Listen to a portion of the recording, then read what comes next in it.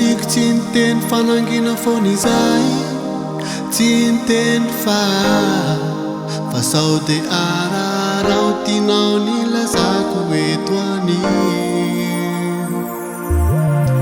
Zay mangina volamena fahendrena angam'izay, aleko aleo aloha hokobonikona dia mafiaza izaho. Na dia miretareta aza ny fitiavako, mbola miawatra miteny, mbola tsy fotoana izaho. Tsiambaratelo ny fity dia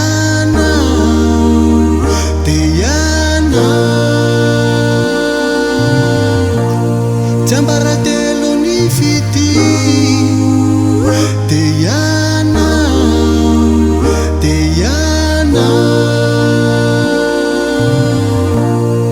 lasa saina eny any aho, ilazany ao ampo, mbola miawatra ao aloha.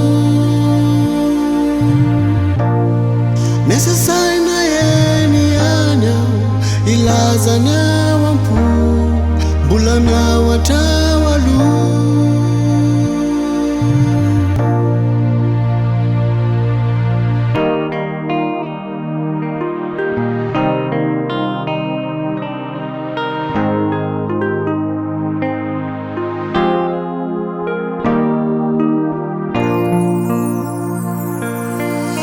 Mba andrefesako lasa zay tsy nety talotany, zay no mbola mampiawatra tsy ilazako androany. Efa fay sentisety lava zao sy tomany, ampy zay tsy voatery amerina izay nandratra fo. Na dia miretareta aza ny fitiavako, mbola miawatra miteny,